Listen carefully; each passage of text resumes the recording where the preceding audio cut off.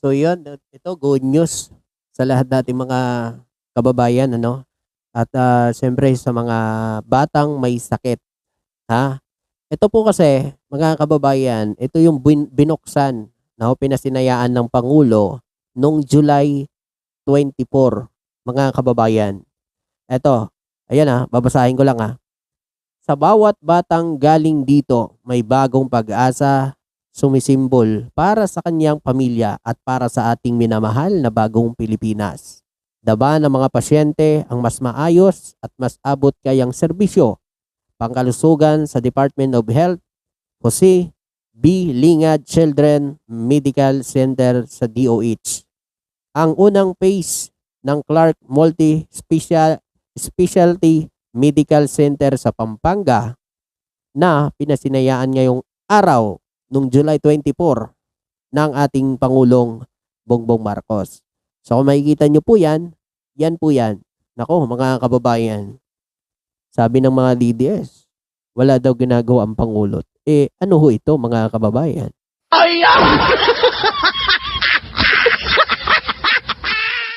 Diba? Ayon dito, lalong pinalawak ng bagong Children Hospital ang access ng mga bata sa espesyalisadong serbisyong medikal sa pamamagitan ng 111 bed capacity nito na magsisilbi sa mga pasyente mula Region 1, 2, and 3 at mga karatig lugar simula August 1, 2026. So nagsimula ngayong August 1, mga kababayan. Alam nyo naman ano tayo ngayon? 5 na. Mga kababayan, August 1 pa nagsimula. 'Di ba napaka good news? Pero sasabihin ng mga DDS, aba, matatapos na daw si BBM, wala pa rin nagagawa. Ganun ho kasi pag DDS, mga kababayan, bawal ho kasi sa kanila ito ang katotohanan. Pag katotohanan po, bawal ito sa kanila. Magagalit sila dito. 'Di ba? Kapag may nagagawa ang presidente, hindi ho nila nakikita yan. Yan, yung nakikita nyo po na building na yan. Lupa lang po yan para sa mga DDS. Ngayon naman, ito. Meron pa akong isang good news. Kakabukas lang nun, di ba? Di yan. Tika lang. Ito.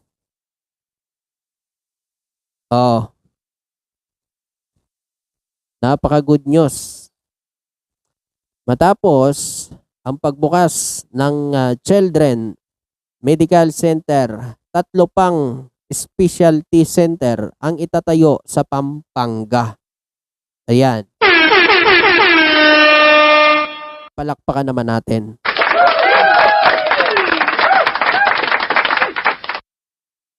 Hindi ho ba mag-good news yan? Hindi ho ba maganda yan? Siguro para sa mga DDS hindi ho maganda kasi siyempre sasakit na naman ang ulo nila kasi yan ho makakatulong lalo na sa mga batang may sakit. 'Di ba? Hindi ho matutuwa mga DDS diyan. Ayaw na ayaw nila niyan. 'Di ba? Kasi nung panahon ni Digong gusto lang nila war on drugs.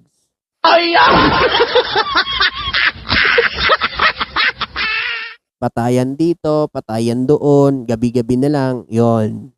Tuwang-tuwa sila dyan.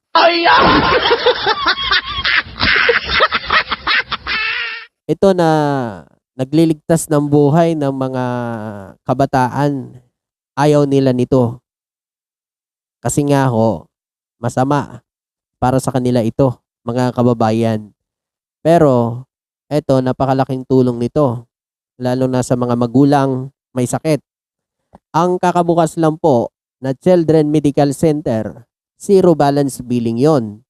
Kapag yung mga bata nyo po ay naipasok dyan, mga kababayan, dyan sa bagong tayo na Children Medical Center, mga kababayan, wala ho babayaran ni 5 duling. Ganyan po, mga DDS, ang serbisyo ng gobyerno ngayon at ng Pangulo.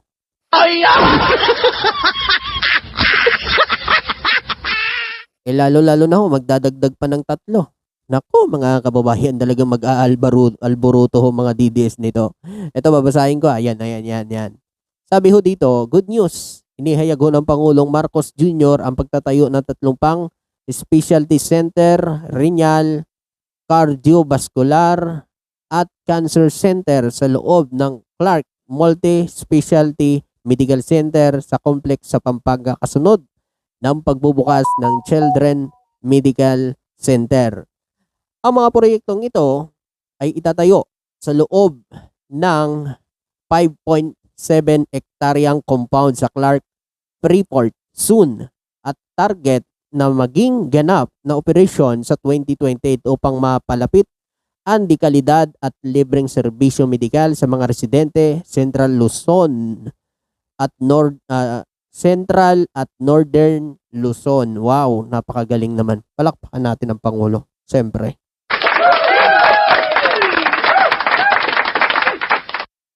Yan ho ba yun?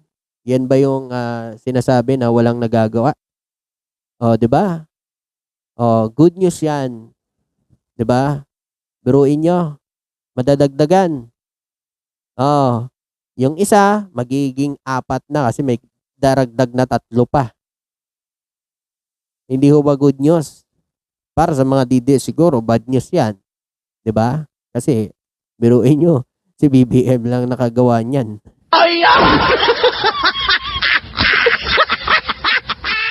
O ngayon dito, dugtong ko nga to, mga kababayan. Ito, anong sinyo dito? Yan. Ito, 3 taon ng tanong ito. Ngayon sumagot na ang ebidensya. Grabe. Ang tagal na inantay na sumagot itong si BP. O, ebidensya na mismo ang sumagot, mga kababayan.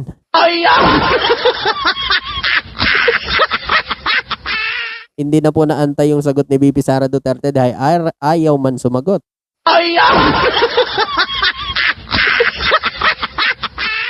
O ngayon, eto na.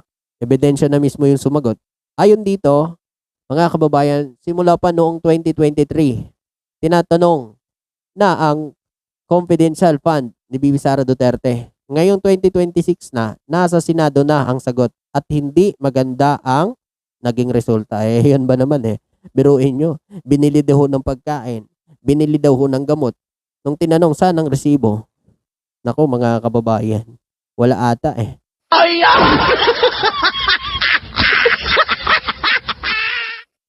Proud pa yung mga DDS kasi binili daw ng gamot. Sa akin wala problema. Binili ng gamot, binili ng pagkain. Madali ho yun sabihin. Pero siyempre, yung kailangan ng COA, yung resibo. Saan na?